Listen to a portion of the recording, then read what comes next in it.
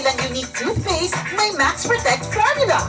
Ngipin ay Max Alaga, mas protektado pa. Helps stop cavities even before they start, while keeping breath fresh with regular use. Unique toothpaste for brushing, para siguraduhin. Ngipin ay Max Alaga, mas protektado pa. Unique Max Alaga, Max Protectado with unique toothpaste maximum fluoride protection. Manufactured by ACS Manufacturing. ISO certified world-class quality. ACS.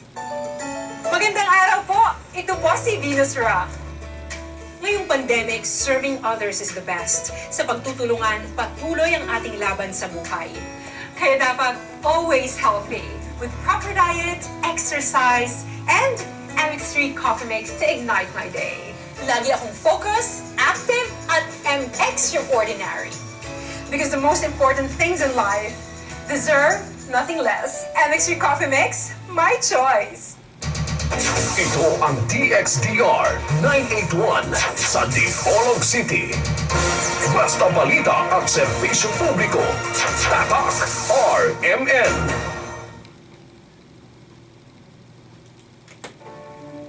En Fátima dolorosa mostraste el fuego infernal, pidiendo para salvarnos un corazón veneral. Ave María, Ave María, Ave María,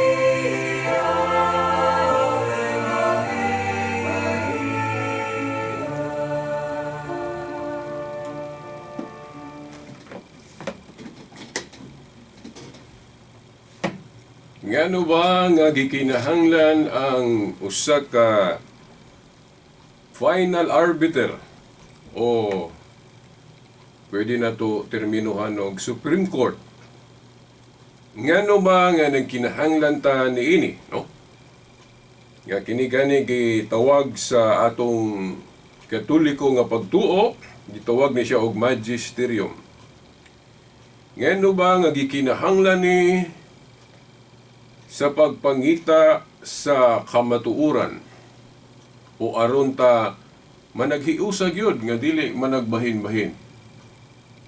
Kay mao man na ang gitinguha sa atong Ginoong Hesukristo matud pa ni San Juan sa iyang gospel, sa iyang ebanghelyo, nagingon ang atong Ginoong Hesukristo nga amahan mausaon ta sila maingon nga ikaw ug ako usa.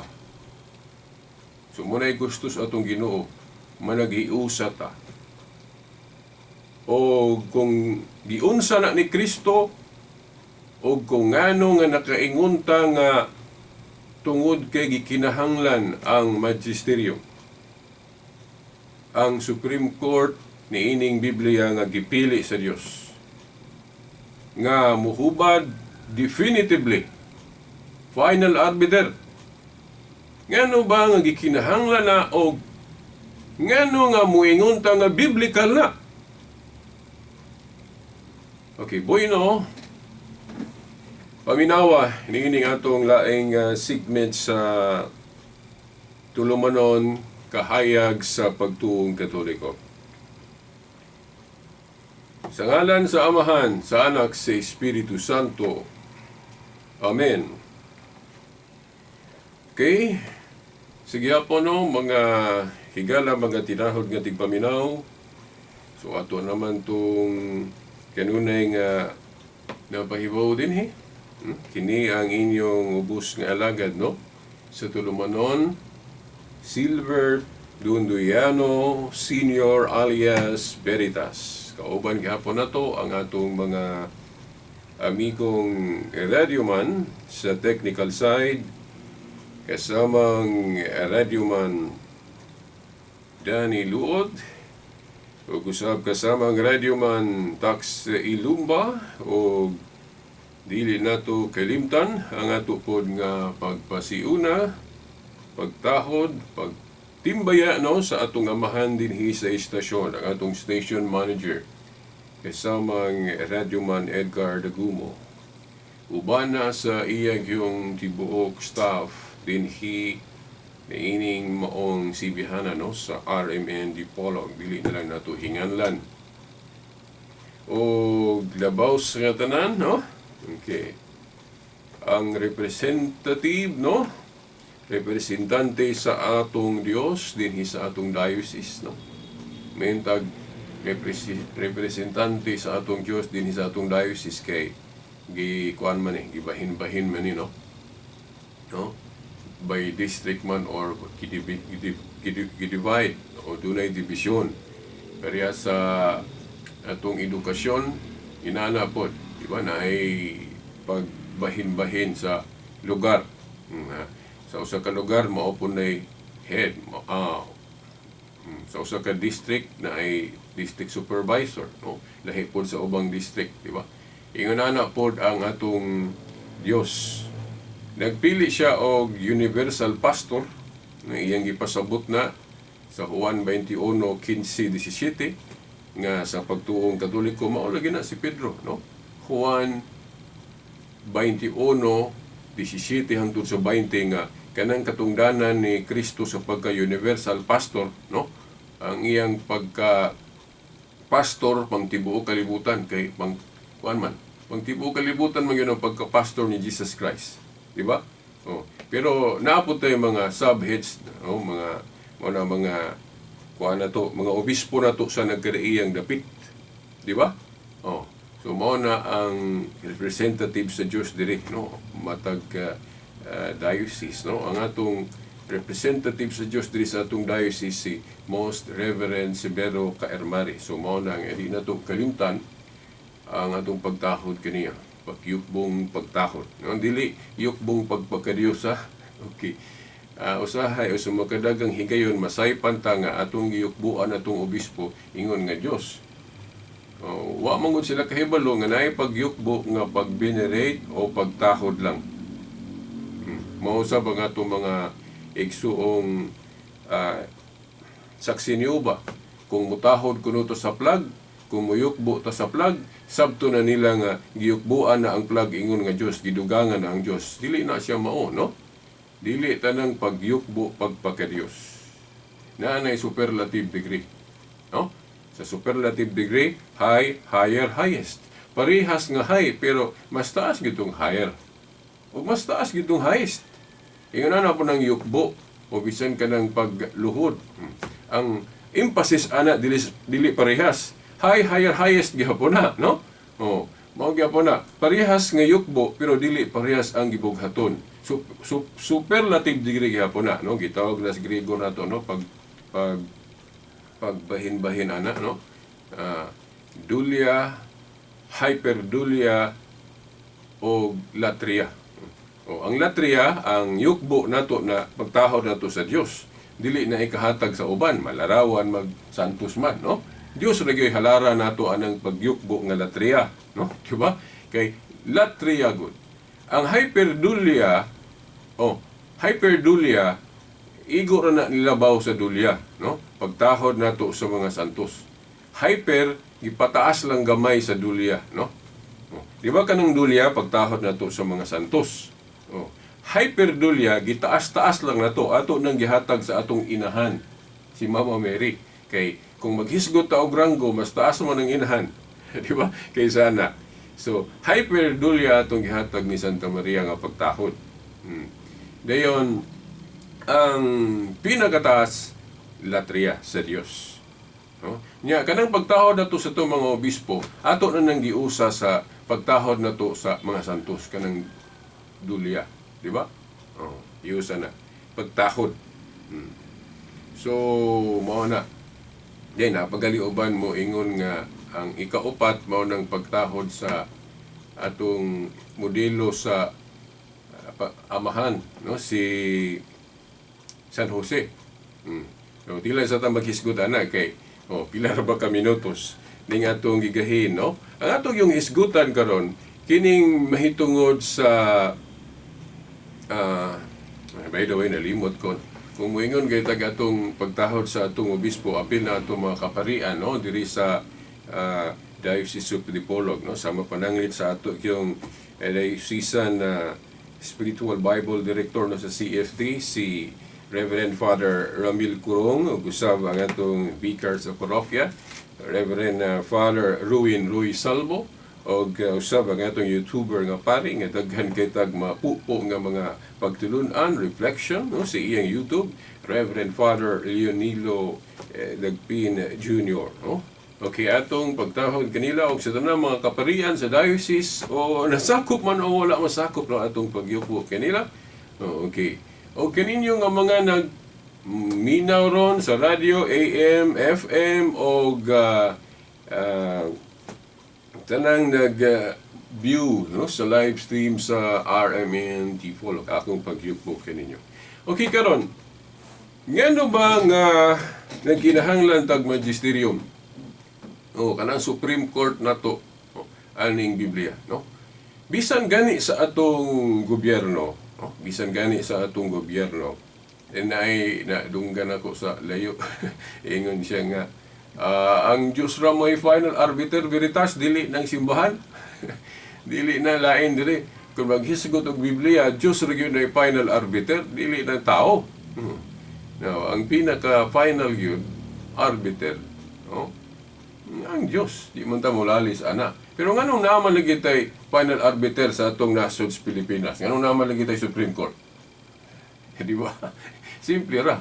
Bisan ang Diyos ang pinaka-final, kaya siya may pinakataas.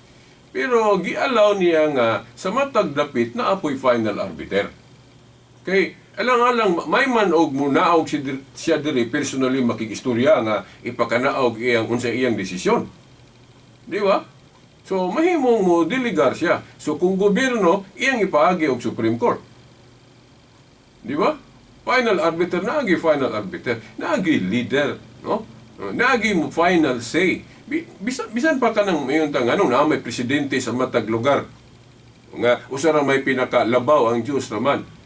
Kaya ang Diyos magpili siya og maulo po na ang lugar. Nga himuon niyang kanabang instrumento sa panaghiusa kay kung puros good labaw walay puros labaw wagi pinakalabaw way cheap panagbahin-bahin mahitabo kay mag-iya-iya man pilion ang usa mauto nga leader pilion ang usa mao pud leader so magkabahin-bahin mo nang usa ra gyud di ba panahon pod sa ni Moses si Moses mo gipili niya dili man daghang Moses panahon ni Moses, usa roman.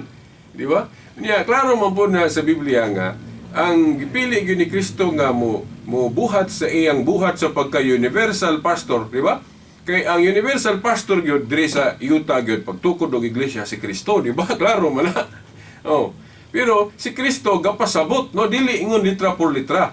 Implied lang, gipasabot niya sa Juan 21:15-17 nga si Pedro mo'y mo trabaho.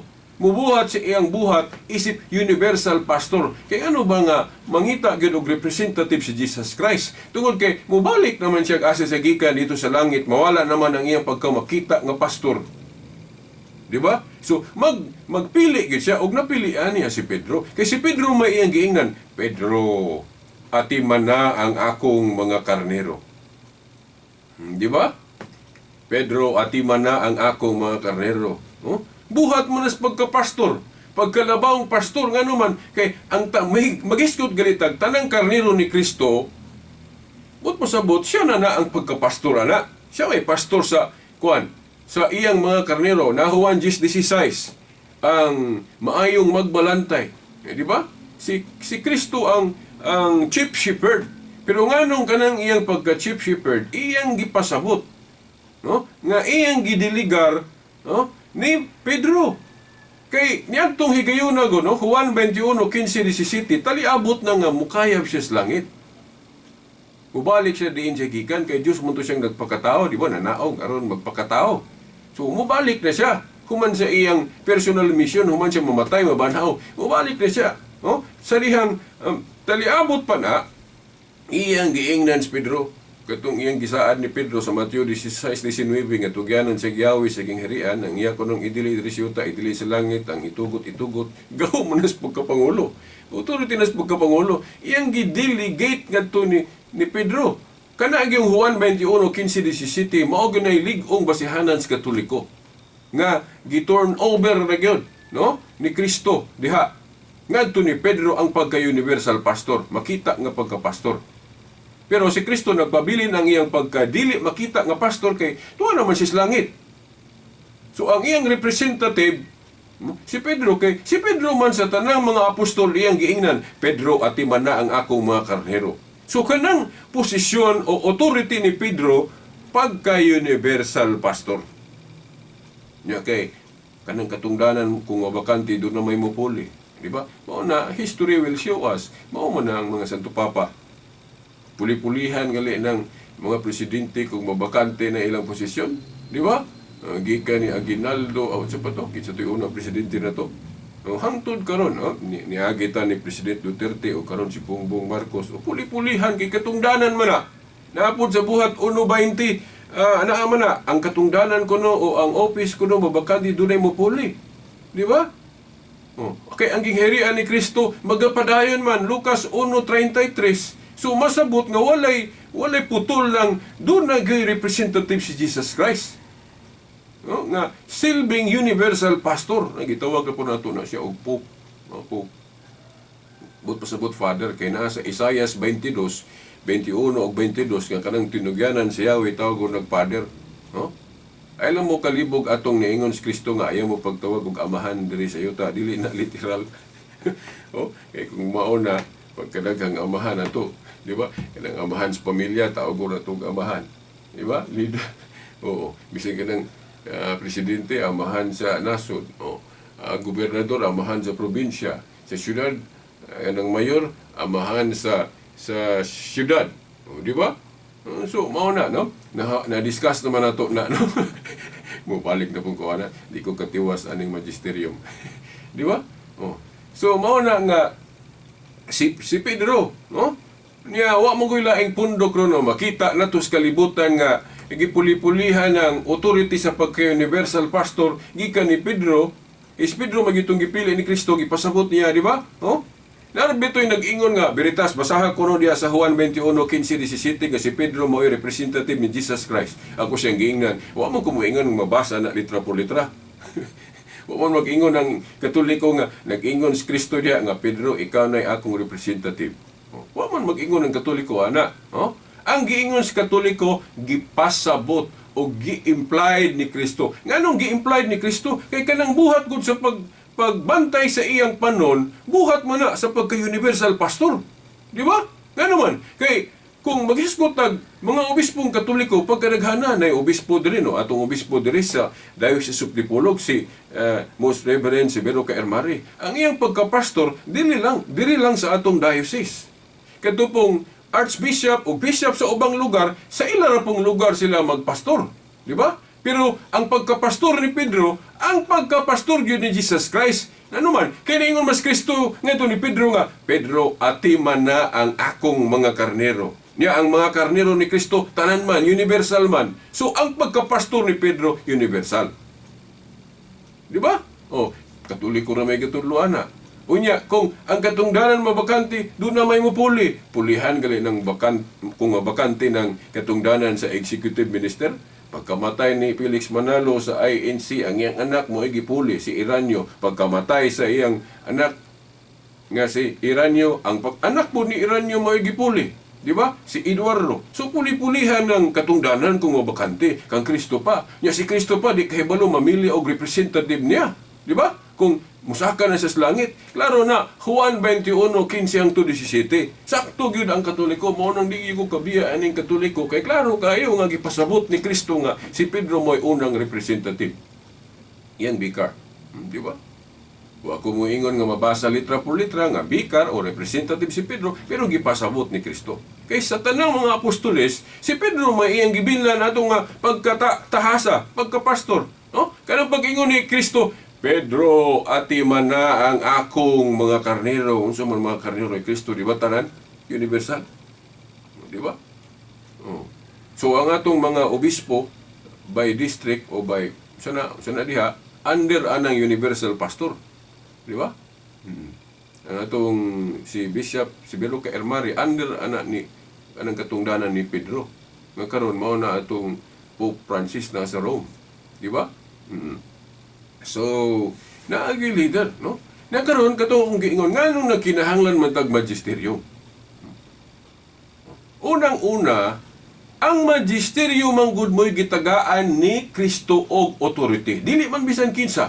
Tanawa ra gud ni nga ang matag usa mo claim nga authority pod, no? Bisag wala mo moingon kung ato kung aninawon, tanang mga nagbasa og Biblia nga naghimo og ilang mga pundok, wa sila kahibalo, wa sila kabantay nga gihimo nilang authority ang ilang kaugalingon. Ngano man? Kay ngano mo ingon man sila nga kanang ilang interpretation final? Ngano mo ingon kung final kay mo mailang gituhuan? Di ba? So inigbasa ni Felix Manalo mo ingon siya kani akong pagsabot mo insakto. So iyang gihimong authority iyang kaugalingon. Pag si Eddie Villanueva pod o nagnaman ay grupo, ang iyang interpretation mo'y final pod nila sa mga GIL. Kang Kibuloy mo pod ang interpretation ni Kibuloy. So matag pundok nga dunay mga leader ilang gihimong authority ang ilang kaugalingon. Nya unsa may dili maayo ana, no? Unsa may dili maayong sangputan kung tanan matag usa nato himuon natong authority. Palitan, maingon ko, ako pod authority po ko, maghimo po ko laing pundok. Oh, ang akong interpretation mo po ipatuon ako sa mga tao. Di nadaghan tao niya, di man na magparihas atong interpretasyon, magbahin-bahin. Hibalo ang ginawa na. Mao na gyud nga dili gyud tanan himuong authority. Mo bitaw nga dili tanan gihimong apostol. Basahan ra gud Juan 20:19-23 kadto ra man gyud mga apostoles ni Kristo may gitagaan niyang authority. Katong iyang giingnan sa Mateo 18:18, ang inyong idili diri sa yuta, idili sa langit, ang inyong itugot. Mo bitaw nga nituo ta atong Council of Jerusalem. O konsilyo man to, desisyon man to sa mga apostol, di ba? Oh. Pero timan-an nato ang katungdanan sa mga apostoles mapasa sa musunod nga nilang mga nisunod sa ilang katungdanan nga nakita nako na sa history wa mo gilaing nakasunod sa authority sa mga apostol, mga obispo. Mga obispo o kanang orthodox, galing ang orthodox nakasala lang sila kanang gitawag og schism. Kay ni separate man sila sa Rome. Kay unya sila po'y mo pasultion ang Rome pag kuno mo ni Bia. No way, no? Kay pagkadugay wala pa wala pa ng orthodox na ng Roman Catholic nga na ay pope, di ba? Diba? Kanus ama ni separate ang orthodox. 1054. Before 1054, pagkaraghan ng Santo Papang nilabayana, so muna proof nga, una yun ang Katolisismo. Ang Orthodox, 1054 lang nito'y hakaw. Di ba? Oh, ako ning nasulti kay nakadibate magud po ko kanabang dili noon kanabang formal, no? O Orthodox, no? Taga Cebu. Sumuna nga nahisgutan po nin ako.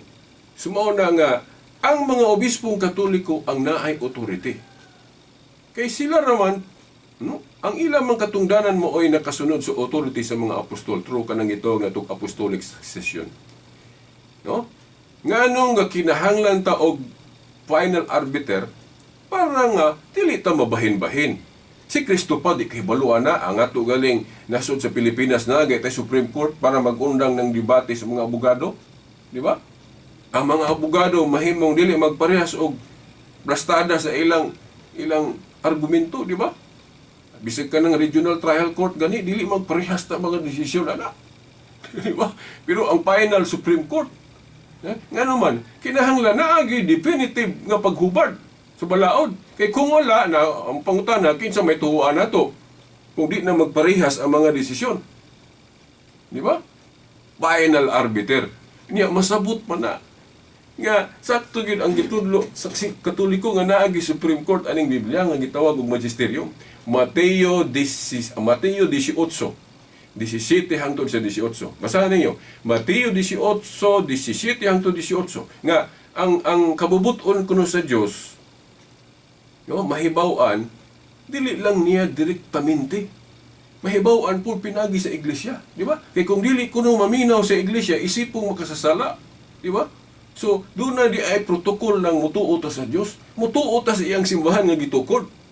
Niya, ang iyang ipasabot diha, mga apostol man, kay mga leader man to sa iyang panahon.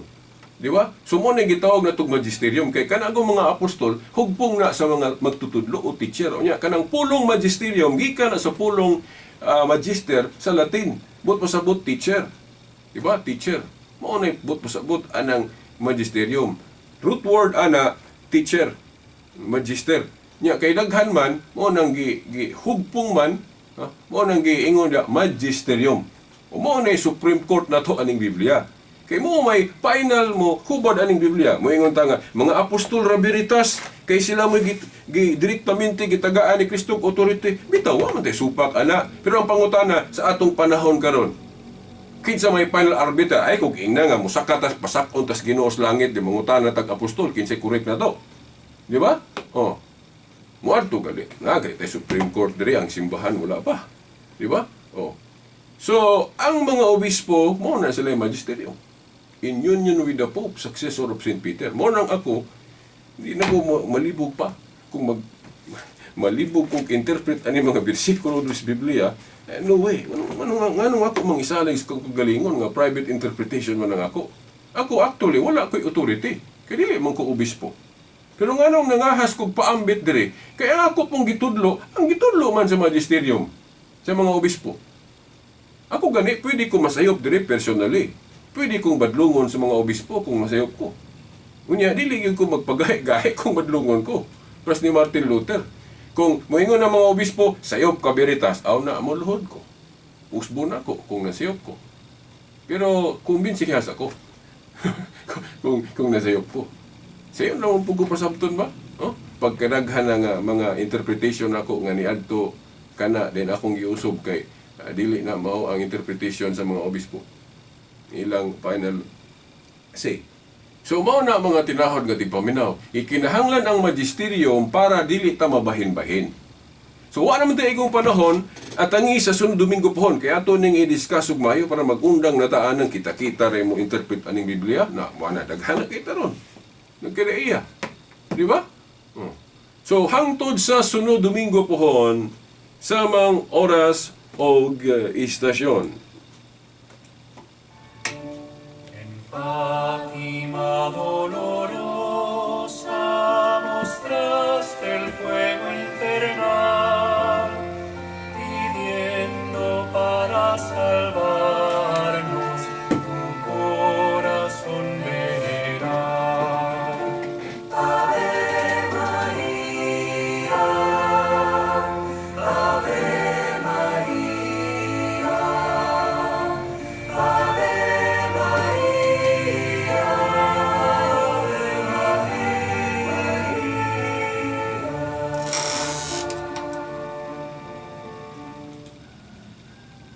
Tatak RMN.